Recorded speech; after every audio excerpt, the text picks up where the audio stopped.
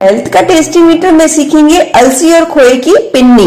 Traditional Punjabi recipe बहुत ही ज्यादा tasty और हेल्दी तरीके से सारी आसान टिप्स के साथ। तो चलिए बढ़ते हैं रेसिपी की तरफ। सबसे पहले हम कढ़ाई में डाल देंगे अलसी और गैस की फ्लेम को मीडियम पर रखते हुए अलसी को भून लेंगे।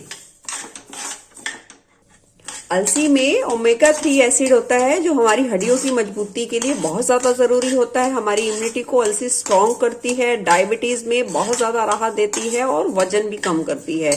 तो अलसी को हमें सर्दियों में तो अपनी डाइट में जरूर शामिल करना चाहिए। इसे सुपर फूड भी कहते हैं। अलसी जैसे ही भुनी जाएगी तो उसमें देखिए चट चट की आवाज आनी शुरू हो जाएगी। इसका मतलब अलसी भुन गई है। अलसी को अब निकाल लेंगे प्लेट में और इसे दरदरा पीस के एक साइड रख लेंगे।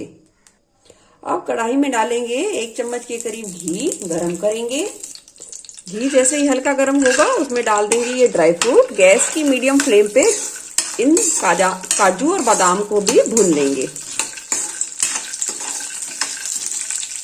काजू और बादाम बहुत अच्छे तरीके से भून गए हैं। इन्हें निकाल लेंगे प्लेट में और ठंडा होने के बाद इन्हें भी हम दरदरा सा पीस लेंगे।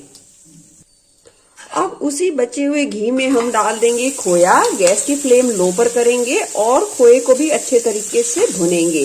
खोया जैसे ही गर्म होना शुरू होगा वो खुद ब खुद खुलना यानी कि पिघलना शुरू हो जाएगा। तो खोए के भूनते समय गैस की फ्लेम को आपको बिल्कुल ही लो पर रखना है। खोए को भून के इसलिए लेना है क्योंकि वो बाजार का खोया होता है वो कच्चा खोया होता है। अगर खोए को हम अच्छे तरीके से भुनेंगे तो पिनिया हमारी खराब नहीं होगी, वो लंबे समय तक सही बनी रहेंगी। तो इसलिए खोए को भुनना बहुत अच्छे तरीके से जरूरी है। देखिए खोया खुद ब खुद देखिए मेल्ट होना शुरू हो गया है। तो इसे हम हल्का भूरा होने तक भून लेंगे। देख सकते हैं खोए का हल्का कलर चेंज हो गया है, थोड़ा सा भूरा हो गया है। अब गैस की फ्लेम कर देंगे बंद और खोए को निकाल लेंगे प्लेट में। देखिए अब इस गोंद को हम पीस के इस्तेमाल करेंगे और कच्चा इस्तेमाल करेंगे। पिनियों में किस तरीके से करेंगे तो वो भी मैं आपको आगे चलकर बताऊंगी। तो गोंद को चलिए पीस लेते हैं। भुनी हुई अलसी को पीस लिया है, ड्राई फ्रूट्स जो फ्राई किए हैं उनको भी पीस लिया है और गोंद को भी अलग पीस के तैयार कर लिया है। अब कढ़ाई में डालेंगे घी। हमने जितना आटा लिया है यानी 300 ग्राम आटा लिया है तो 300 ग्राम ही हम घी डालेंगे। घी की मात्रा आप अपने थोड़े स्वाद के अनुसार थोड़ी कम भी रख सकते हैं। घी को अब अच्छे तरीके से पिघलने देंगे। घी पिघल गया है। अब हम इसमें डाल देंगे आटा। थोड़ा थोड़ा डालेंगे और मिलाएंगे ताकि गुठलियां ना पड़े। और गैस की फ्लेम को जब आटा मिलाए तो लो पर ही रखें।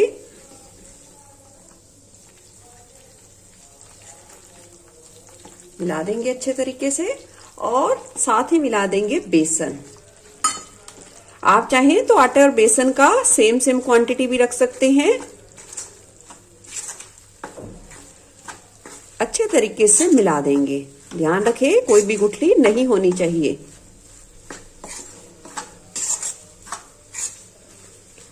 अब गैस की फ्लेम आप हल्की सी बढ़ा दीजिए। अगर लो पर अगर आपके पास समय है तो लो पर ही भुनिए तो बहुत ही अच्छे तरीके से भुन पाएगा।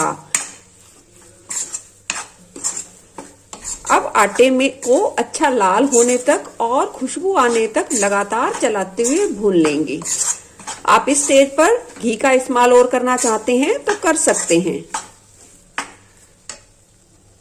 मैं यहाँ थोड़ा सा घी और डालूंगी और मिला दूंगी। अगर आप लो फ्लेम पे भुनोगे तो आटे को लगातार चलाते हुए 15 से 20 मिनट का समय लग सकता है। अगर लो टू मीडियम पे भुनोगे तो 12 से 15 मिनट का समय लग सकता है आटे को भुनने में। तो चलिए भून लेते हैं। लगभग 10 मिनट का समय हो गया है आटे को भूनते हुए। आटा जैसे ही पकना भुनना शुरू हो जाता है वो देखिए इस तरीके से फैलना शुरू हो जाता है और वजन में बिल्कुल ही थोड़ा थोड़ा लाइट होना शुरू हो जाता है। अभी आटे को भुनने में थोड़ा और समय लगेगा तो भून लेते हैं अच्छे तरीके से। देख सकते हैं आटा बहुत ही अच्छे तरीके से भुन गया है। अब गैस की फ्लेम को कर देंगे बंद और गर्म आटे में ही डाल देंगे ये पिसी हुई गोंद। आप देखिए गोंद इस गरम आटे के टेम्परेचर इतना गरम है, उसी में बहुत अच्छे तरीके से पक जाएगी और उसी में ही बहुत अच्छे तरीके से फूल जाएगी। डाल के इस बात का ध्यान रखना है, आपको लगातार चलाना है। ये देखिए कुछ इस तरीके से गूंद भी हमारी बहुत अच्छे तरीके से आटे में पक गई है। और इसी स्टेज पर हम डाल देंगे ये खोया यानी कि मावा और उसे भी मिला देंगे। मावे में अगर थोड़ी बहुत कसर रहेगी होगी तो वो भी इस गरम आटे के टेम्परेचर से बहुत ही अच्छे तरीके से भुन जाएगा और बहुत ही अच्छे तरीके से घुल जाएगा।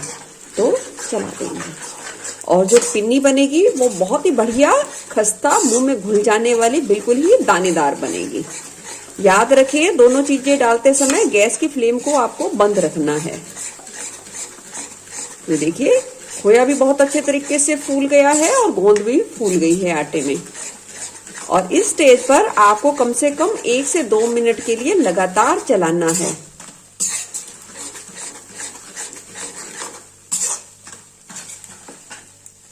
जैसे लगे कि मिश्रण का टेम्परेचर थोड़ा सा कम हो गया है, सारी चीजें बहुत अच्छे तरीके से घुल गई हैं, इसी स्टेज पर हम डाल देंगे ये अलसी, उसे भी मिला देंगे। साथ ही डाल देंगे किशमिश, उसे भी मिला देंगे और डाल देंगे ये फ्राई किए हुए ड्राई फ्रूट्स और पिसे हुए, डाल देंगे कद्दूकस किया हुआ नारियल यानी कि खोपरा। सभी चीजों को अच्छे तरीके से मिला देंगे।